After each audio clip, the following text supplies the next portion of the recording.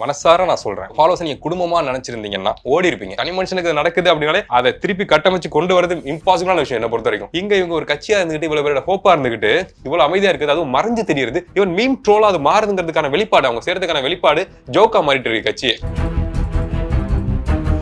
ADMK DMK இருக்கட்டும், அவங்க ஈஸியா ஹேண்டில் பண்ணி வெளில வந்துருவாங்க. இது நடந்து சொல்லி டிஸ்ட்ராக்ட் பண்ணி ஃபாலோவர்ஸ் இழுத்துருவாங்க. டிவிகே ஃபாலோவர்ஸ் என்ன பண்றாங்க தெரியுமா? நான் சொல்றேன் ஓப்பனா, என்கிட்ட பேசின பசங்க போகுது. என்ன பண்ணாலும் விஜய் சார் நிப்பாரு. அவருக்கு நீட் இருக்கு. நம்ம பாக்குறோம்ல எவ்வளவு பொலிட்டிக்கல் பார்ட்டிஸ் வந்து கூட்டணி பேசிட்டு இருக்காங்க. ஆனா இந்த அடுத்த கட்ட தலைவர்கள் இருக்காங்களே, அவங்க எல்லாம் டம்மிங்கிறது எல்லா பார்ட்டிக்குமே தெரிஞ்சு போச்சு. அவங்க இந்த மாதிரி அரசுக்கு பயப்படுறாங்க, அதுவும் பொலிட்டிக்கல் அரசுக்கு பயப்படுறாங்க அப்படின்னா உண்மையாவே உங்கள்கிட்ட தைரியம் ஒண்ணு இருக்கா? அந்த தைரியத்தை நீங்க வந்து மாநாடுகளை கூடுற பசங்க கிட்ட மட்டும் தான் காட்டுவீங்களா? அவங்கள தான் திட்டுவீங்களா அசிங்கமா? கட்சியை சேர்ந்த அருண்ராஜ் அவர்கள் அது ஒரு பிரஸ் மீட்ல சொல்லியிருக்காரு. 34 ஃபேமிலிஸ் வரைக்கும் வீடியோ கால்ல பேசியிருக்காரு விஜய் அவர்கள் அப்படிங்கிற விஷயத்த சொல்லியிருக்காரு. இயல்புல இது சரியா? உங்களுக்கு கஷ்ட காலத்துல கூட இருந்த நபர்கள் யாராவது தவறி போயிட்டாங்க, இந்த மாதிரி விதத்தில் தவறி போயிட்டாங்க, நீங்க வீடியோ கால் பேசுவீங்களா? இந்த மனிதனோட இழப்பு அவ்வளவு ஈஸியா நீங்க டிஜிட்டலா ஹேண்டில் பண்ணுவீங்களா?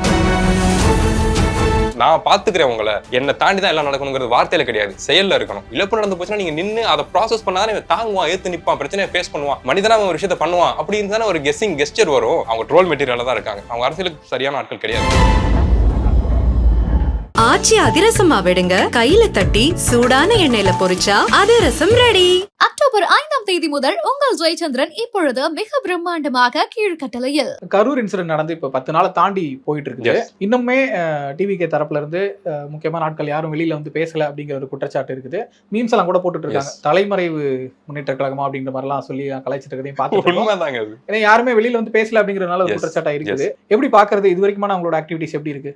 மிகப்பெரிய தப்பு பண்ணிட்டு இருக்காங்க. இது சில விஷயங்கள் நம்ம வாழ்க்கையில மிஸ் ஆகி போயிடும். அதுக்கு என்ன ரீசன் பார்த்தா டைம் எடுத்திருப்போம், கொஞ்சம் பார்த்துக்கலாம் எல்லாமே போயிருக்கும். அந்த மாதிரி ஒரு விஷயத்தை அவங்க பண்ணிட்டு இருக்காங்க. தனி மனுஷனுக்கு இது நடக்குது அப்படின்னாலே அதை திருப்பி கட்டமைச்சு கொண்டு வரது இம்பாசிபிளான விஷயம் என்ன பொறுத்த வரைக்கும். இவங்க ஒரு கட்சியா இருந்துகிட்டு இவ்வளவு பேரோட ஹோப்பா இருந்துகிட்டு இவ்வளவு அமைதியா இருக்குது, அதுவும் மறைஞ்சு தெரியுது. இவன் மீம் ட்ரோலா அது மாறுதுங்கிறதுக்கான வெளிப்பாடு, அவங்க செய்யறதுக்கான வெளிப்பாடு ஜோக்கா மாறிட்டு இருக்கு கட்சியே. கட்சியோட பேரே பண்ணா மாறிட்டு இருக்கு. ஒரு எங்கள் வீட்டுல எல்லாம் நம்ம கார்த்திகை மாதிரி எல்லாரும் நிக்க வச்சு அந்த மீம் போட்டுட்டு இருக்காங்க. அதை பார்த்துட்டு இவ்வளவு அமைதியா இருக்காங்க அப்படின்னா இப்ப ஏடிஎம்கே டிஎம்கே இருக்கட்டும், அவங்க ஈஸியா ஹேண்டில் பண்ணி வெளில வந்துருவாங்க. இது நடந்து சொல்லி டிஸ்ட்ராக்ட் பண்ணி ஃபாலோவர்ஸ் இழுத்துருவாங்க. ஆனா இங்க இருக்க ஃபாலோவர்ஸ், டிவிகே ஃபாலோவர்ஸ் என்ன பண்றாங்க தெரியுமா? நான் சொல்றேன் ஓப்பனா, என்கிட்ட பேசின பசங்க போகுது. அவங்களுமே அந்த ஃபன்னான மீம் எனக்கு ஷேர் பண்றாங்க. மீன்ஸ் இப்ப நான் விஜய் சார் பத்தி எடுத்து வைக்கிற விஷயங்களை புரிஞ்சுக்காம கோவப்படுற நபர்களுமே என் ஃப்ரெண்ட் சர்க்கிள்ல இந்த மீம் எடுத்து மீன்ஸ் அவங்க பார்ட்டியை பத்தி ட்ரோல் மீம் வரும்ல, அதை எனக்கு ஷேர் பண்றாங்க. அப்படி மைண்ட் செட் மாறிட்டு இருக்குன்னு சொல்றேன். ஹோப் குறைஞ்சிட்டு இருக்கு. ஏன்னா நம்ம முன்னாடி பேசினதான், கண்டிப்பா கொள்கை அடிப்படையில விஜய் சாரை யாரும் ஃபாலோ பண்ணல. கட்சி ஆரம்பிச்சிட்டாரு, சூப்பர் கொள்கை ஃபாலோ பண்ணோட்டு பண்ணல. எங்க தலைவர் கட்சி ஆரம்பிச்சிட்டாரு, அவருக்கு நாங்க சப்போர்ட் பண்ண போறோம் அப்படிங்கிற மூலம் பண்றாங்க. ஆனா அவங்களுக்கு ஹோப் போதுன்னு வச்சுங்களேன், அது நொறுங்கி போயிடும். ஏன்னா கொள்கையை தான் இழுத்து பிடிச்சி வைக்கும். அதுவே இங்க இல்ல. ஜஸ்ட் உங்க முகத்தோற்றம் நீங்க பண்றீங்க அப்படிங்கிற விஷயத்த நம்பி தான் உள்ள வராங்க. ஆனா ரியாலிட்டியில் நீங்க இப்படிதான் பயப்படுவீங்களா, பேச மாட்டீங்களா, முடிவெடுக்க தெரியாதா அப்படின்னா பசங்க பேக் அடிச்சிருவாங்க. அது அவங்களுக்கு புரிய மாட்டேங்குது. இது மிகப்பெரிய இம்பாக்டா உருவாக்கிட்டு இருக்கு. ஓகே இப்படி ஒரு விஷயம் ஆனதுக்கு அப்புறம் அதை எப்படி ஹேண்டில் பண்றாங்கிறத பொறுத்து தான் அவங்களோட லீடர்ஷிப் குவாலிட்டி நமக்கு தெரிய வரும். இமீடியட்டா வந்து முன்ஜாமீன் கேட்டிருக்காங்க பொதுச்செயலாளர் ஆனந்தா இருக்கட்டும், இன்னொரு சிலருக்கு முன்ஜாமீன் கேட்டிருக்காங்கன்ற விஷயத்த பார்த்தோம். அது போக மாவட்ட செயலாளர் மதியழகன் தான் அதுக்கு பொறுப்பு, என்னை விட்டுருங்கன்ற மாதிரி கேட்டதாகவும் ஒரு தகவல் தெரிஞ்சுக்கிட்டோம். இந்த மாதிரியான விஷயங்கள் கட்சி அடுத்த கட்ட தலைவர்கள் கிட்ட, தொண்டர்கள் ரசிகர்களை விட்டுருங்க, அவங்க அடுத்து இன்னொரு மாவட்டத்துக்கு போறோம்னா அதே மாவட்ட செயலாளருக்கு ஒரு பயம் இருக்காது, நம்மள நாளைக்கு கூத்து இது பண்ணிடுவாங்க. அது என்ன மாதிரி இம்பாக்ட் கிரியேட் பண்ணிருக்கும்னு நினைக்கிறீங்க? என்ன விஷயம்னாங்க, ஒரு தலைமை அப்படிங்கிறவங்க நம்ம முன்னாடி பேசியிருக்கோம், பண்பட்டவங்களா இருக்கணும். அதை தாண்டி அதிபயங்கரமான ஒரு என்ன சொல்றது, திமிருன்னு சொல்லக்கூடாது, நம்பிக்கை இருக்கணும். நான் பாத்துக்கிறேன் உங்களை, என்னை தாண்டி தான் எல்லாம் நடக்கணுங்கிறது வார்த்தையில கிடையாது, செயல்ல இருக்கணும். அப்போ சார் கொஞ்சம் வீக்கா இருக்காரு, ஏன்னா அவரால் தான் நடந்திருக்கு அப்படிங்கிறப்போ அரசியலுக்கு புதுசுனா ஓகே. கூட இருக்க நபர்கள் பல அரசியல் கட்சியோட டிராவல் பண்ணுவாங்க, அவங்களுக்கு தெரியும்ல, கல அரசியல் தெரியும்ல.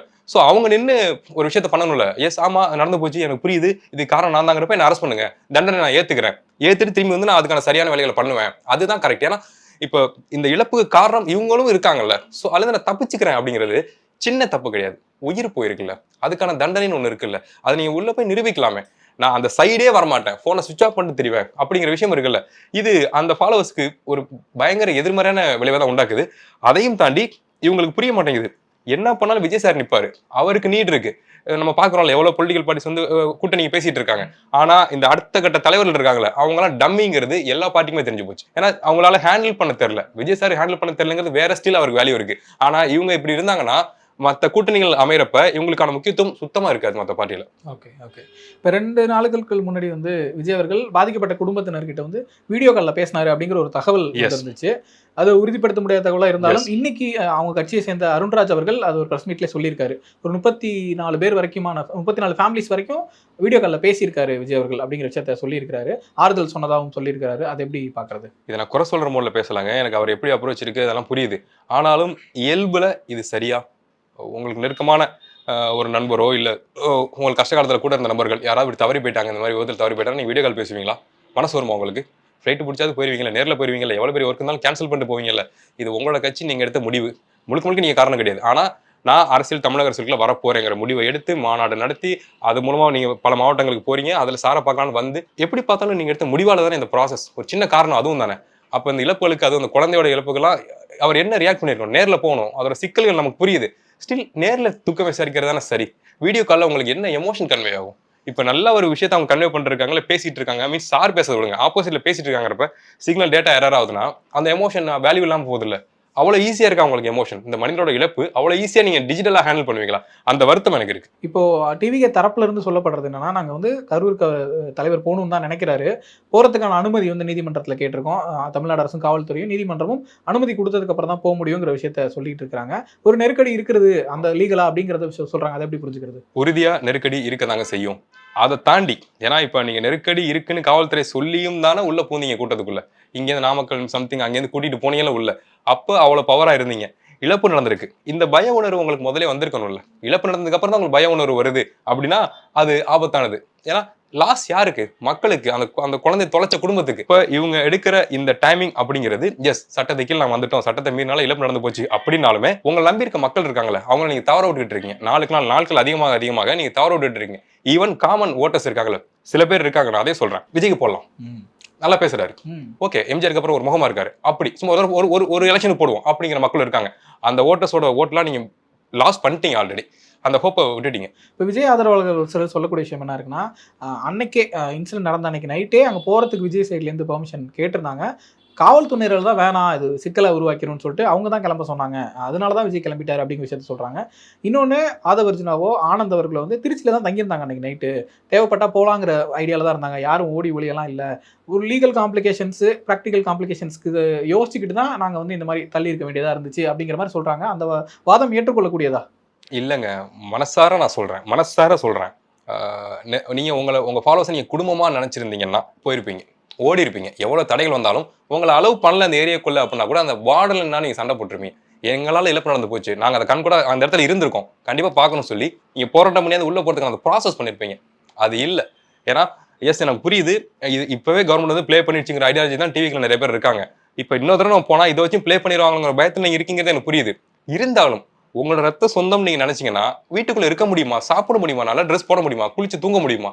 சில்ல தானே இருக்காங்க. ஸோ அப்ப அந்த நெருக்கம் இல்லை, உங்களுக்கு பற்று முழுசா இல்லை, ஆபத்து. இப்போ அரசியல் கட்சி அப்படின்னாலே, அரசியல் தலைவர்கள்னாலே வழக்குகளை தவிர்க்கவே முடியாது. ஏன்னா போராட்டங்கள் இருக்கும், எல்லார் மேலேயுமே வழக்குகள் இருக்கும். இப்போ சீமான்லாம் உதாரணத்துக்கு எடுத்துக்கிட்டோம்னா எனக்கு தெரிஞ்சு எல்லா ஸ்டேஷன்லையுமே அவர் மேலே வழக்கு போட்டு வச்சிருப்பாங்க. ஏகப்பட்ட இது ஃபேஸ் பண்ணிட்டு தான் இருக்காரு அவருமே. இங்கே விஜய் அவர்களை புரிஞ்சுக்க முடியுது. பட் அடுத்த கட்ட தலைவர்கள் கூட வழக்குகளுக்கு இவ்வளோ தூரம் பயப்படுறாங்க அப்படிங்கிறது ஒரு பெரிய விமர்சனத்துக்குள்ளாகுது இல்லை. ஏன்னா வழக்கு போடட்டும், என்னன்னு பார்த்துட்டு வந்துடலான்ற ஒரு அந்த தாட்டு கூட இல்லாத ஒருத்தவங்க எப்படி அரசியலில் நிற்க முடியுன்ற ஒரு கேள்வி வருது இல்லை. அதை எப்படி புரிஞ்சுக்கிறது? அது எனக்கு அதான் சொல்றேன், இவங்க அரசியல என்ன நினைச்சு வந்துட்டாங்கன்னு புரியல.